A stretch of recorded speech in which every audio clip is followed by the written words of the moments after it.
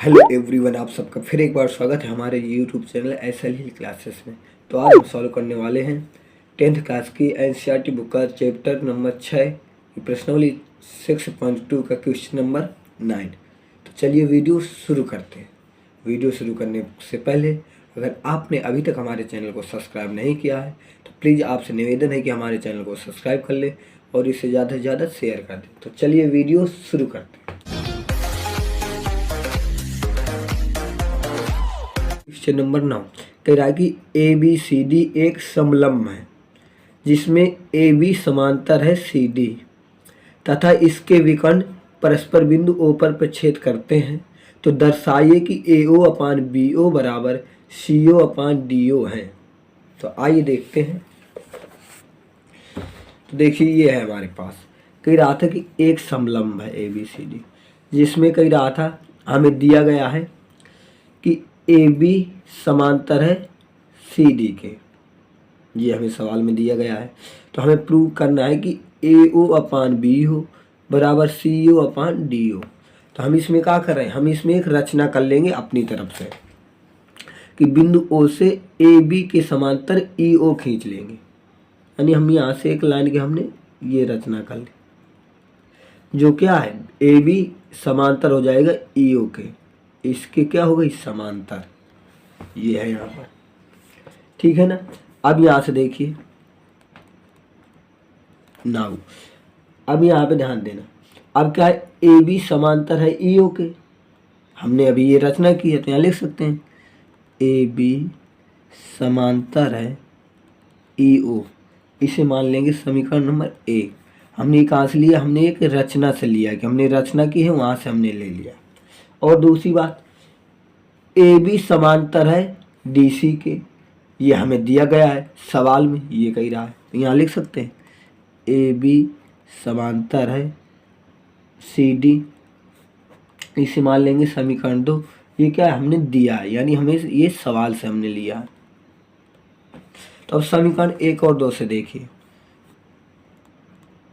समीकरण 1 व 2 से ध्यान देना, जब ये दोनों बराबर हैं तो ये भी आपस में क्या होंगे बराबर। तो हम सॉरी, जब ये दोनों आपस में बराबर हैं तो इनके समांतर भी क्या होंगे आपस में बराबर। तो इस वजह से क्या हो जाएगा ई ओ समांतर हो जाएगा सी डी के। ये क्या बन गया समीकरण 3। यानी हमने प्रूव कर दिया कि ई ओ समांतर है सी डी के। समझ में आ रहा है ना। अब देखिए क्योंकि हमने ये हमें बराबर दिए था और हमने इन्हें बराबर कर दिया तो इन्हें ये भी क्या हो जाएंगे समांतर हो जाएंगे। तो ये हो गया। अब यहाँ से देखिए त्रिभुज ए बी डी की बात करें, A B D, A B D. तो ध्यान दीजिएगा यहाँ से देख लीजिए त्रिभुज ए बी डी में ये क्या है दोनों लाइन समांतर। जब दो लाइन समांतर होती हैं तो हम प्रमेय जानते हैं 6.2 से, तो उस त्रिभुज के बराबर खंडों में क्या किया जाता है विभाजित होता है। तो बस यही लिखना है। तो यहाँ पे त्रिभुज ए बी डी में हमें दिया गया है कि ए बी समांतर है ई ओ के। अगर समांतर है तो प्रमेय हम जानते हैं 6.2, तो वो आपको प्रमेय यहाँ पर लिखना है। और इसके पहली वीडियो में हमने सभी प्रमेयों को बहुत डिटेल से समझाया और इसके सभी पार्ट करा चुके हैं, तो प्लीज़ जाकर वो वीडियो देख लें। जब प्रमेय 6.2 से क्या हो जाएगी इनके संगत भाग आपस में क्या होंगे बराबर। तो यानी हो जाएगा ए ई अपान ई डी बराबर बी ओ अपान ओ डी। तो यहाँ हम लिख सकते हैं ए ई अपान ई डी बराबर बी ओ अपान डी ओ। इसे कहाँ मान लेंगे समीकरण 4। इसी तरीके से अब आगे देखिए। तो अब क्या करें, अब त्रिभुज ए डी सी ले लें। अब त्रिभुज क्या ले लें ए डी सी। तो यहाँ लिखेंगे इसी प्रकार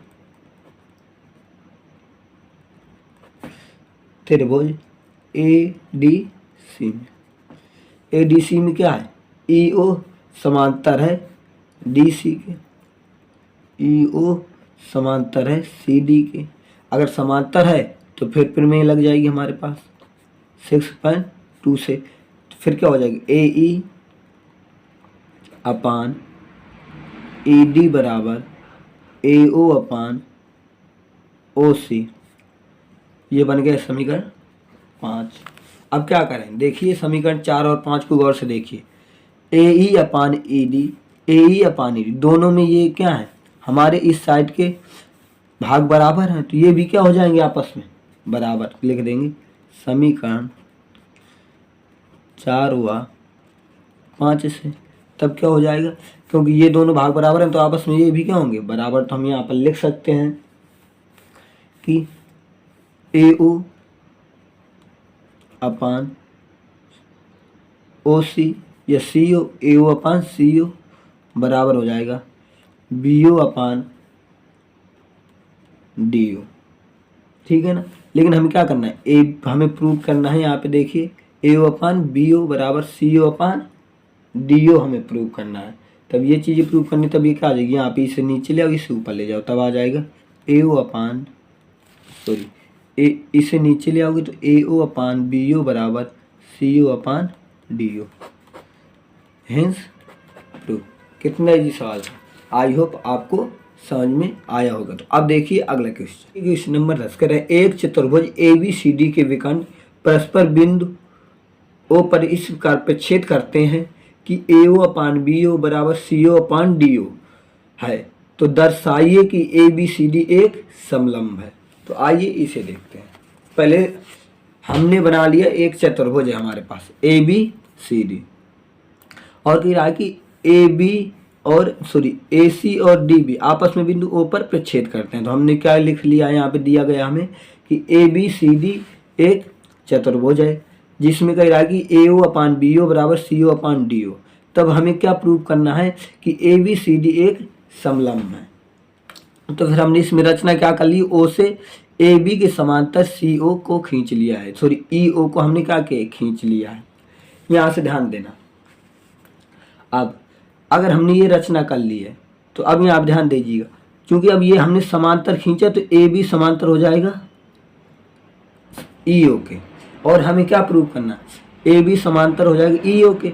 अगर हम ये भी समांतर दिखा दें, ई ओ अपान समांतर डी सी के दिखा दें, तब हमारे क्या हो जाएगा, ए बी भी आपस में क्या हो जाएंगे समांतर। और अगर दोनों ये समांतर हो तो ये क्या दिखा दिया जाएगा, इसे ये एक समलंब है। तो हमारे पास सही टारगेट है कि पहले इन दोनों को समांतर तो हमने दिखाना है, फिर इन दोनों को समांतर दिखा देंगे। जब ये दोनों समांतर हैं तो ये भी आपस में समांतर होंगे, जब ये आपस में समांतर हैं तो ये क्या हो जाएगा, एक समलंब। तो आइए देखते हैं। त्रिभुज ए बी डी की बात करते हैं। ए बी डी में त्रिभुज ए बी डी की बात करते हैं। देखिए यहाँ पर त्रिभुज ए बी डी में क्या कहा गया है कि अब यहाँ ध्यान देना, ए ओ अपान बी ओ, यानी कि ए ओ अपान बी ओ बराबर सी ओ अपान डी ओ, ये हमें इनके खंड बराबर दिए गए हैं। तो आइए सबसे पहले इसमें करते हैं। तो त्रिभुज में तो क्या है, ए बी समांतर है ई ओ के। हमने क्या किया यहाँ से, इसे मान ले एक हमने कर ली है रचना से, हमने इसे दिखा दिया, ठीक है ना। अगर समांतर है तब प्रमेय होती है, वही लगाना है, प्रमेय 6.2 से। अगर तो इसके खंड क्या होंगे, आपस में बराबर होंगे, तब हम लिख सकते हैं ए ई अपान ई डी बराबर बी ओ अपान डी ओ। इसे मान लेंगे समीकरण दूसरा। अब यहाँ से देखिए ए ओ अपान ओ बी, तो अब ये से ले लें जो हमें दिया गया है, तो जो दिया है उससे ले लेते हैं। तो देखिए हमें क्या दिया गया है, नाउ दिया है, हमको दिया गया है कि ए ओ अपान बी ओ बराबर सी ओ अपान डी ओ। तो बी ओ को धर ले और सी ओ के धर ले, तब आ जाएगा ए ओ अपान सी ओ बराबर बी ओ अपान डी ओ। इसे मान लेते हैं समीकरण तीसरा। अब देखिए समीकरण 2 और 3 से ये दोनों क्या है, आपस में बराबर हैं, इस वजह से ये भी क्या हो जाएंगे, आपस में बराबर। तो लिख सकते हैं समीकरण 2 व 3 से क्या हो जाएगा, ए ई अपान ई डी बराबर ए ओ अपान सी ओ।